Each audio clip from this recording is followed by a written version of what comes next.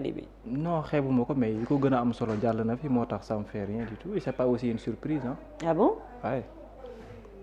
Ça me fait rien du mais tout. au début xawoon na càng de. non xawoon na si ku càng xamul football. xawoon na càng de. non non mësul càng.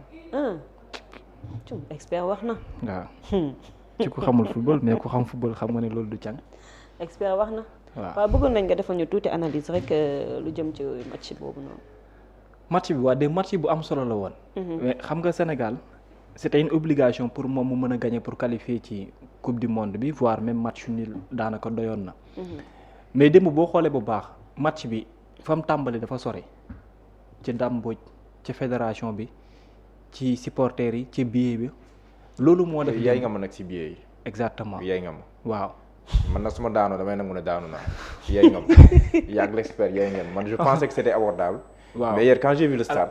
non je me suis après rendu compte que la fête pouvait être beaucoup plus belle. non plus même. si les billets étaient parce que lenn la woon li taxoon dans le passé mu amoon loolu pour man benn la woon mooy parce que ñi doon yor lu jëm ci wàllu organisation bàyyiwuñu woon xel que ne nombre bu toll noonu dina fa ñëw ma waraloon organisation bi xawoon na am problème.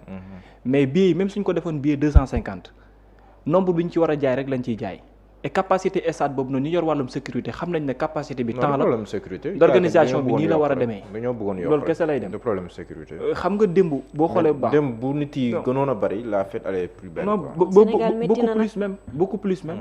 non en fait non c'est billet 3000 da nga koy calculer 20000. billet 3000 da nga koy calculer 20000. parce que passe bi ak voilà lekk bi.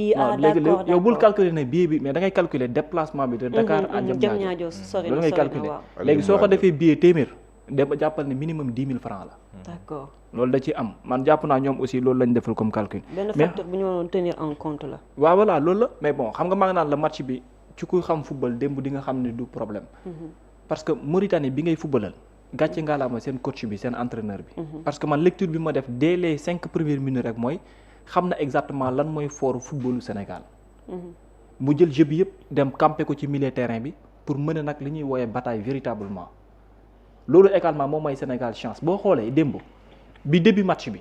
ñi am expérience dëgg-dëgg ñoom nga gën a gis ñu feeñ ci match bi.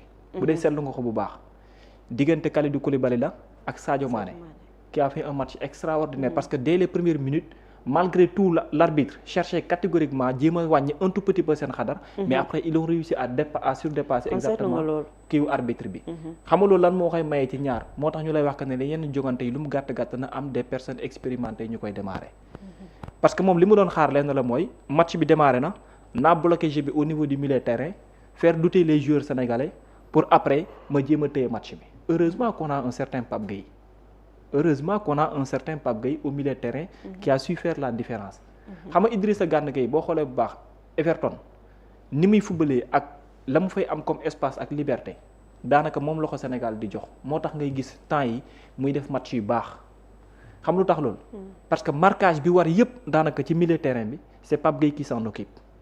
Idrissa il a toujours benn espace devant lui à chaque fois mu téye bal bi il est capable de faire des passes yoo xam ni dafay casser catégoriquement les lignes yi adversaire bi di teg au niveau du milieu de terrain.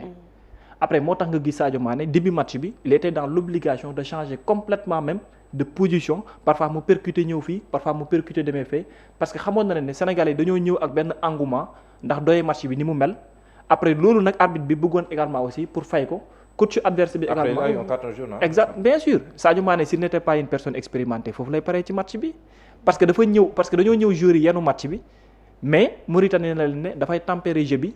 ba am ba faire douter était plus du côté du Sénégal que de la Mauritanie. que de la Mauritanie moom leer na ko. très bien donc moom li mu ci amoon lenn la mooy fexe camper benn 15 wala 20 minutes yoo xam ne dafay faire douter loo Sénégalais yi pour su boobaa mu mën a contrôler match bi moom loolu la bëggoon. malheureusement nag pour ñoom Sénégal aussi am milieu terrain boo xam ne quand on a quelqu'un comme Pape Gueye aujourd'hui man je le considère comme quelqu'un boo xam ne mooy patron milieu terrain bu Sénégal. ah bon Pape Gueye waaye parce que endurance bi mu àndal mais physique bi mu àndal. physique et puis aussi il faut ñu boole ko ci techniquement aussi beneen affaire la Pape Gueye il a fait un match extraordinaire hier boo xoolee tactiquement techniquement ses positions toujours fu bal bi war a jàlle moom mu ngi taxaw pour intercepter ko. et li nit ñi di fàtte ci moom mooy corpulence physique bi mu am dafay jouer pour un milieu terrain moo tax ma ne la liberté googu lay jox ñaar ñi xam nga boo xoolee bu baax premier mi-temps bi da nga xaw a seetlu mel ni Iliman Ndiaye dafa mel ni ko xaw a réer. xaw ma ndax Ndiaye man premier mi-temps début bi laa seetaan après li ci des. très bien boo dee seetaan nga les 10-15 premières minutes Iliman Ndiaye dafa mel ni seetaan naa 10-15 premières minutes ku xaw a réer la. loolu li ko waraloon lenn la parce que Mauritanie li mu doon chercher la pour jéem a ceinturer jeu bi milieu terrain. léegi ñoom bi ñu décanté jeu bi nag ci nga doogoo gis que ne. mais tout juste avant première mi-temps bi di jeex Iliman Ndiaye. après donc commencé na gis. parce que day instant boobu paas yéeg dem xaar. waaw non xam nga dañ ko teg xam nga teguñu ko woon pour xam nga 10 lañ ko tegoon muy jouer 10 lañ ko teg muy jouer te Mauritanie li ñu doon jouer wëpp dañ ko ñëw camper ci milieu terrain bi. donc il fallait Sénégal également mu wut beneen alternative nan lay def mooy au lieu muy jaarale bal bi ci milieu terrain bi il fallait passer par les flancs. léegi nag flancs yi ñu doon jaar nag il y avait quelqu'un boo xam ne moo gënoon nekk ci jouram c'était Sadio Mané moo tax ci première minute bi. bal bu ñu téye boo xoolee bu baax ci moom la ñu ko yóbbu. lu ci ëpp également aussi ci moom lay jaar parce qu'il était dans le match. ci des premières minutes yi boo xoolee di nga xam ne Sadio Mané il est déjà dans le match. te expérience moo ko may malgré li ko arbitre bi doon def après mu continuer ak même engouement gi mu amoon. ak 3 Mauritaniens. très bien parce que dañoo def marquage individuel ci Iliman Ndiaye. y avait minimum 3 joueurs. devant et derrière lui. pour jéem ko ceinturer parce que dañu ne woon bu jeu wu Sénégal di décanté wu soit ci milieu bi lay doon wala soit ci Iliman Ndiaye lay doon. ñu def ñaari pas benn ci milieu terrain bi beneen bi pour faire marquage individuel au niveau de Iliman Ndiaye. par contre Pape Thiaw oui parce que Pape Thiaw foofu ngay xamee et dinaa ñëw également ci kanam par rapport ak Pape Thiaw avec ses choix pour deuxième mi-temps bi parce que foofu fa la mbir mi amee woon importance léegi nag beneen bi ngay calculer waat mooy au-delà du milieu terrain défense au Sénégal bi lii moo tax may wax carrément que ne c'est très important quand on a des joueurs yoo xam ne même bu ñu amul une minute de jeu ci seen ay club en équipe nationale du Sénégal nañuy jouer. c'est le cas de Crépin Diatta. Crépin Diatta moom yàlla da koo dimbale soxlawul compétition bu bari et il faut rappeler que ne Crépin Diatta dañ ko transformer mu nekk latéral. gis nga polyvalence am. mais ailier la woon. léegi moom ni muy jouer par rapport ak ci couloir boobu noonu da koy may muy mën di percuter en même temps aussi muy mën di def des passes yoo xam ne dafay def la différence léegi loolu moom moo tax su amee endurance dëgg il peut toujours faire un grand match.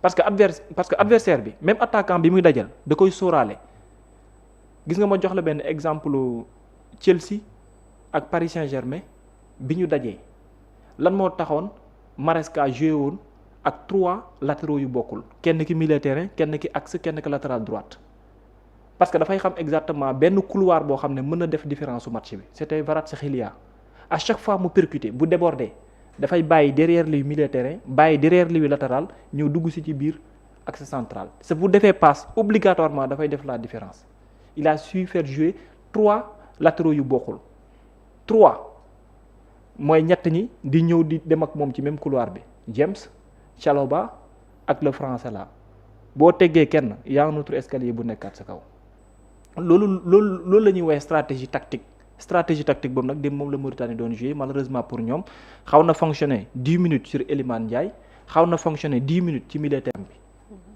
dafa am joueurs yoo xamante ni du ñu mos a dee mais n'empêche il faut ñu leen di critiquer de temps en temps même bu dee ne parfois d'accord ma sax te ñu leen di critiquer mais dafay laaj léeg-léeg que joueurs yi noonu nekk ay mag yoo xam ne dañ leen war di critiquer parce que Sadio démb benn match la boo xam ne expérience daf ci bokkoon pour ñu mën ko gagner mais tamit tactiquement techniquement dañ ko waroon a gagner et Sadio Mané loolu moom la indi dafa jël match bi pas yenu comme ni ndaw ñi di def comme genre xadar mais dafa ñëw tactiquement def lecture xam ne match bi lii moo koy gagner mu footballee noonu parfois Sadio Mané joué na pointe parfois Sadio Mané dem na ci couloir Iliman Ndiaye parfois Sadio Mané dem na ci couloir Ismaïla Sarr Sadio Mané il a joué un peu partout booy xool bu baax au niveau du match parce que à chaque fois moom li muy comprendre lenn la mooy su ma déplacé wul bal bi du ma ci mën a jot te il me faut obligatoirement may def ay déplacement à partir milieu terrain bi jëm ci beneen défense bi pour may mën di contrôler match bi comme ni mu ko bëggee te loolu la am beneen bi ci tegu nag mooy aussi yàlla aussi ànd ak moom démb bal bu mu laal mu nekk action boo xam ne bu kii la nekk loolu dafay am parfois ci cours match te loolu lecture moo koy maye te lecture boobu lu ci ëpp parfois expérience moo koy joxe beneen bi tamit mooy coach bi aussi nangul ko joueur yi également nangu ko jouer ko ak moom mooy def la ab électron libre que biir match bi fu la neex nga taxaw fa loolu dafay baax parfois ci joueur bu expérimenté nga koy may lu mel noonu après comme mu koy mën di def am na joueurs yoo xam ne tactiquement techniquement sont tellement bons que lu ñu bëgg ci biir match bi da nga leen ko war a bàyyee même boo leen tegee fedd ñu jékki-jékki bàyyi ko di dem feneen sax da leen ko bàyyi parce que loolu moom mooy changer parfois wala loolu parfois mooy janaxel li kële teg défensivement pour mën la contrer démb Sadio Mané loolu la réussir boole ko expérience boo xamante nii ak tamit physiquement loo ko mën a waxal dañuy wax mais Sadio jusque là physiquement dafa am lu mu àndal. parfois ñu ne mu du daanu parfois mu daw. fakasa wala di yooyu noonu mais après da ngay xam que ne li muy def entraînement gi war ak physique bi war. mu ngi ko ciy def bu baax a baax. man daanu yi sax dama yaakaaroon ne ay. technique la pour am coup franc yooyu noonu. non mais bon coup franc yi benn bi penalty la. waaw benn penalty la mais malheureusement VAR amul. beneen bi également penalty wala coup franc mais coup franc la. non seulement waruloon jël carton mais da nga waroon a siffler penalty. parce que VAR amul loolu moom moo tax. beneen bi ci tegwaat également coup franc la mooy beneen bal bi arbitre bi ne ko jógal mais boobu coup franc la.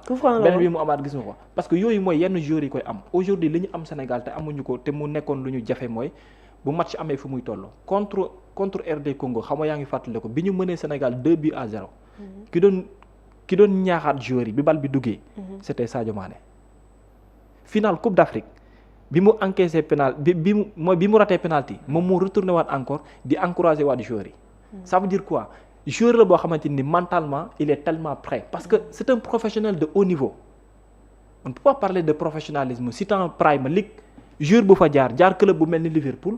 mais ce niveau de professionnalisme mais après dem na exigeant yi. donc te yooyu li la fa mën a tenir pour nga nekk fa mooy physiquement il faut ngay nekk joueur bu pare. donc lan nga ko mën a waxal lu desati ku jouer Premier League jouer Bundesliga. jouer na aussi Ligue 1 kooku lan moo desati ci niveau de professionnalisme mu war koo mën a am après jeexal na yooyu noonu yëpp donc di nga xam ne physiquement malgré l'âge physiquement mu ngi fi toujours. tactiquement techniquement lu koy topp la pour toujours. C'est la même chose. Hier c'était la soirée des légendes. Cristiano Ronaldo doublé du côté de Portugal contre Hongrie malgré seen match nul bi dernière minute. Sadio Mané doublé également avec la manière. même Osimhen je pense. Osimhen également triplé. moom démb moom la def ak Nigeria. ah bon ouais.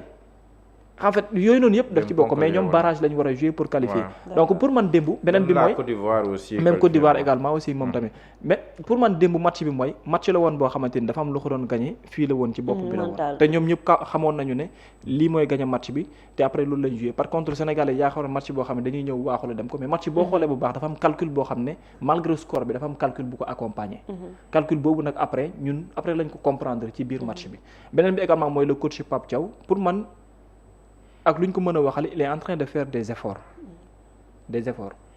sur ses choix tactiques techniquement même Pape Thiaw ngay seetaan fu mu toll nii ci couru match lu Sénégal daan xaw a jafeel mooy mu teg fenn benn jour ci couru match mu changé loo ko place. man liberté bi mu jox Iliman Ndiaye tamit daf ko permettre mu mën a génne li mu yor. Iliman c'est ça Iliman joueur la boo xam ne naturellement noonu la mën footballer. c'est-à-dire boo amee joueur boo xam ne il est capable mu dindi 3 4 ba 5 joueurs. kooku lu mu mën a def ci terrain bi da nga koy accepter l'essentiel mooy na nangoo marqué. te loolu mooy effort yi te léegi am na loo xamante ni lu bare nit ñi seetluwuñ ko équipe nationale bu Sénégal lu ko jafe woon moom la am léegi mooy jeu collectif. jeu collectif lu ko jafe woon la actuellement ni jeu collectif bu mucc ayib moom laa gis ñu am ko beneen bi ci tegu également mooy dañuy teg bal di football. ba pare te loolu nag mooy faral di indi kenn ku ci ne mën a am confiance ci sa morom. boo waree paas nga paas. individualité bi nga daan faral di gis fu mu toll nii mu ngi faral di gën di bàyyi. lenn kay moo xaw a nekk suñu problème mooy que ne ni du côté des attaquants l'efficacité de Habib Diallo. cadré aussi. waaw l'efficacité de Habib Diallo. cadré non Habib Diallo il est tellement efficace que ñi nga xam ne ñoom nga mettre devant lui suñu doon am efficacité bu mel noonu ça allait faire l'affaire. parfois nag c'est bien parfois également nga posé wu ci des questions mais bon dama jàpp parce que ñaar ñi bokkuñu Habib Diallo c'est un attaquant pointe type moom la nekk par contre Nicolas Jackson c'est quelqu'un boo xam ne weesu na attaquant pointe type parfois mën na jouer ailier mën na ñëw ci milieu bi pour wut ci wala pour yooyu parce que joueur la boo xamante ni dafa xaw a nekk attaquant en même temps ailier. D'accord. mais bu dee Habib Diallo c'est un attaquant pointe bu dee Boulaye Diallo c'est la même chose mais ñu doon ñëpp kenn ku ci ne même bu ñu bokkee même rôle point bi ñu leen di jox bokkuñu parfois. Carrément ñoom li ñuy jouer Habib Diallo moom attaquant la boo xam ne loo ko jox ci buntu 18 wala biir 18 à tout moment mën na ko transformer moom l'efficacité moom foofu la nekk Boulaye Dia moom tamit d'habitude parce que loolu luy fatiguer joueur la am na ñoo xam ne dañuy préférer di wàcc ba ci ginnaaw ñëw di défendre di marquer pour jëli bal après doo ko dem ak yooyu loolu dafay am ci ay attaquant de pointe mais am na ñoo xam ne ñoom yu mel noonu du leen ciy fekk yooyu nag dafay xaw a fatiguer parfois il yi nga xamante ni yaa ngi koy faral di am et lu moo def différence bi après beneen bi mooy ci Pape Thiaw ba léegi deuxième mi-temps dafa am lu mu doon xaar démb ma ne dina ko tester parce que match bi joxoon na ko opportunité bi mooy faire jouer Sadio Mané pour mu nekk un attaquant pointe. parce que pour man benn boobu rek laa gis ne peut-être xaw na nekk lu gàllaguuse ci match bi parce que bi ñu paree premier mi-temps dama ne tak changement bi muy njëkk a def Sabaly lay doon pour permettre à Sadio Mané de jouer comme un attaquant pointe. pourquoi Sabaly parce que Sabaly avec 2 matchs précédents yi nga xam ne joué nañ ko passe décisif moom la def ma ne oui dina ko gën a jox confiance pour jouer loo ko mu gën a teel a dugg Sadio Mané li ñëpp di xalaat ci moom comme il est efficace ñu koy essayer pour di ko jouer loo attaquant pointe. parce que pourquoi may wax loolu mooy coupe du monde boo fa demee c'est une compétition de haut niveau adversaire yi ngay dajal également c'est autre chose da ngay nekk koo xam ne da ngay tranchant efficace parce que soo ko deful couru match bi léegi ñu ray la. boo dominer 10 minutes fexee dugal dans les 10 minutes. boo dugalul match bi ëlbateku na tu vas perdre le match. léegi nag ci biir 10 minutes yooyu boo amul benn efficacité bi problème moom ngay am léegi nag faire jouer Sadio Mané comme attaquant pointe ça allait faire l'affaire pour man mooy jéem a xool nan ngay def ba indi Sabaly taxaw nii nga am fay Ismaïla Sarr kenn ku ne ci ñoom mën a di centrer après nga jël Iliman mu tegawaat encore comme genre 10 la nga jël Nicolas Jackson après nga génnee ko. parce que loolu laa doon xaar benn instant mais finalement dama gis ne changement bi après mu ngi ci 4-4-2 après mu ngi ci voilà loolu choix am la mais pour man jusque là mu ngi tester mu ngi xool et c'est une très belle chose parce que lu mu gàtt am na loo xam ne techniquement yaa ngi koy nemmeeku ci équipe nationale du Sénégal muy changer pour man match bu neex la woon ci kuy def lecture de jeu di nga xam ne joueurs yi dañoo travailler mentalement pour gagner match bi coach bi aussi il a travaillé mentalement pour gagner match bi et collectivement également ils ont fait un très bon match bu correspondre ak équipe nationale du Sénégal waaw pour man score bi amu ci solo c'est vrai dina ma woy score bi woy am na ci solo mais jeu bi moo ma gën a convaincre man. technique de jeu bi. waaw tactique bi ñu doon àndal ak yooyu noonu ak choix yi ñu doon def yu ci ñenn ñi loolu lu am solo la ci woon te convaincre na ma beneen bi nag mooy défense bi dañ ñaan yàlla suturaal ñu ba suñu défense boobu yàlla bu mu am changement.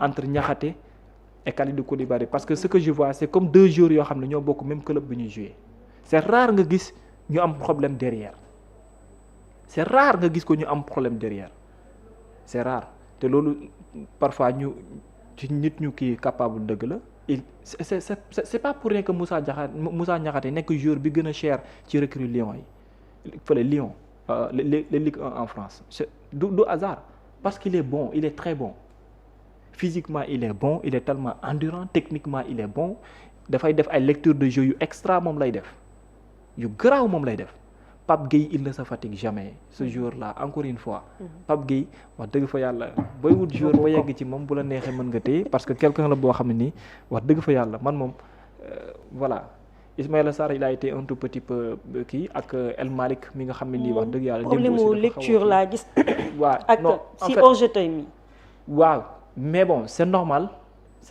dans la mesure où Ismaïla dafay koo xamante ni dafay projeté wu il lui faut des passes yoo xamante ni en profondeur lay nekk pour mu koy mën di jël te démb boo xoolee bu baax Iliman à un certain moment il était obligé dem ci beneen couloir bi di ko bokk un tout petit peu parce que Sadio Mané daf doon déplacé wu moo tax yenn passe profondeur yi nga xam ne mënoon na ko am muy jógee ci milieu terrain bi dem ci moom parfois da ko doon ñàkk transversal yu bari yi nga gis muy am parfois ki koy def kan la mooy Kalidou Koulibaly soo gisee Kalidou du ko def rek Sénégal dominé na gars yi avancé et derrière il est capable de faire ay projections yu mel noonu parce que moom pied droit bi pied gauche bi ñaar yëpp moo baax macha allah léegi nag côté boobu après mooy il peut avancer derrière Yora Niakhaté qui va tout assurer et sur les latéraux moom voilà macha allah défensivement Dembo El Malick il a été bon offensivement lañ koy gën di xaar il n'a pas apporté beaucoup et ça se comprend aussi parce que escalier bi nekkoon foofu également c'était pas du tout évident pour ñoom ñaar.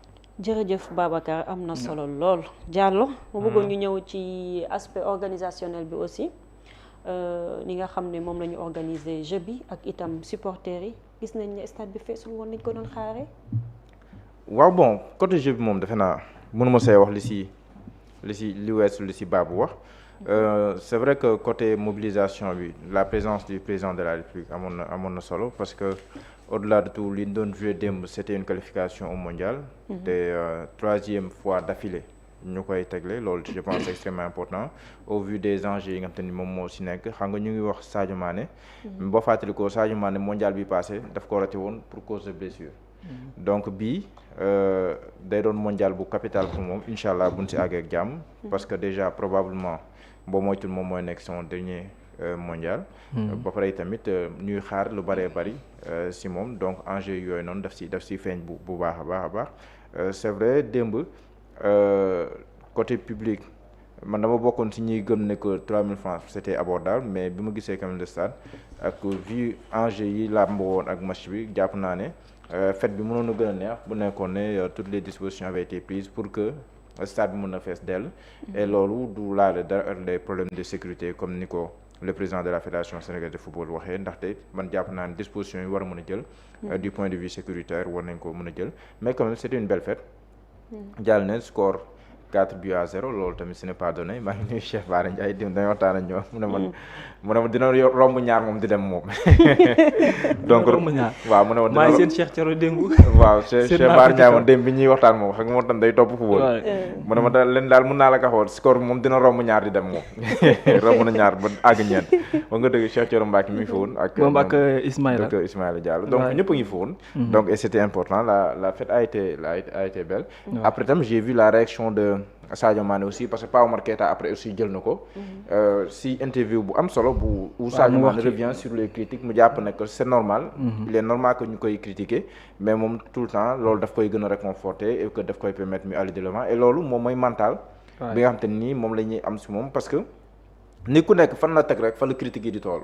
exactement bu ñu xaarul si yow dara kenn du la critique. c'est vrai. Donc loolu rek moom je pense qu'il a compris Sadio Mané te ndam lu nekk nag indil na ko Sénégal. donc je pense que CAN bi. bu ma xalaatee dernière kii bi penalty wu CAN bi rek. Voilà c'est ça amatul lu muy prouver léegi. c'est ça Sénégal moo ko yoreel njukkal mais moom bon. mais voilà donc je souscris à tout ce qu'a dit Babou si analyse beeg tactique beeg technique beeg yu demee noonu. donc loolu am na solo. je pense qu'il mérite d'être sur le banc.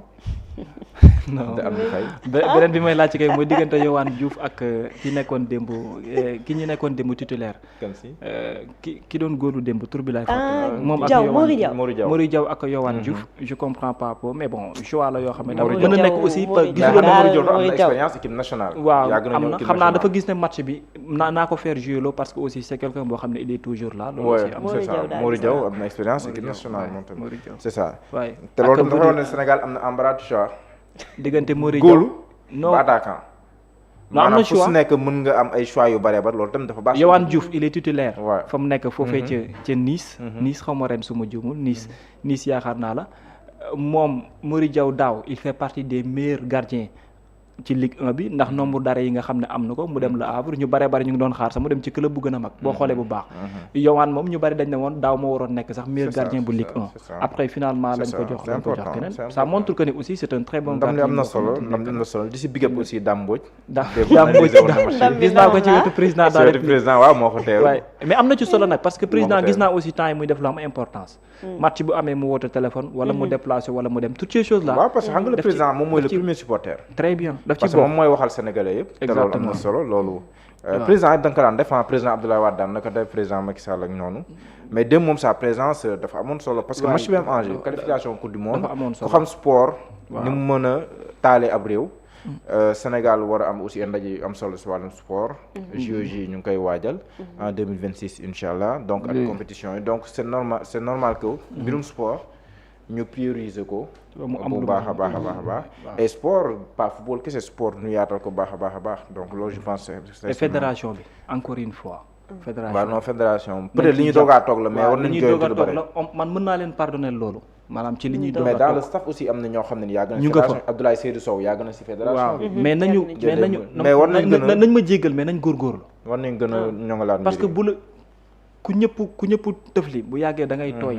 te fi ñu toll ak moyens yi nekk ak fi xarala yi toll il est temps pour que ñoom ñu def ay effort il faut ñu def ay effort ñu bañ a yeggate ci yu mel nii. accréditation journaliste. c'est une obligation. les gens attendent d'un bon jeu mais après aussi de bonnes informations. te loolu daf ciy bokk boo xaaree jeu bu neex match bu neex après aussi il te faut de bonnes informations yoo xam ne supporter bi jotu koo gis.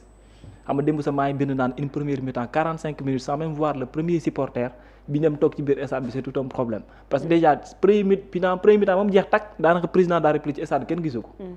C'était bizarre quoi je me suis posé beaucoup de questions c'était lié à quoi beneen affaire la par contre c'est à partir de la 60e minute yaakaar naa ci laay doog a commencé gis ñu koy wane ba la jeex ci match bi après di nga posé wu plusieurs questions mais fédération bi côté boobu il faut ñu gën a def góorgóorlu. mais Aliou n'a pas joué son match on a eu 0 illustration. kan Aliou waaw non Aliou kay moom. l'expert. démb message am bi aussi am na solo. du côté des supporters ak yooyu.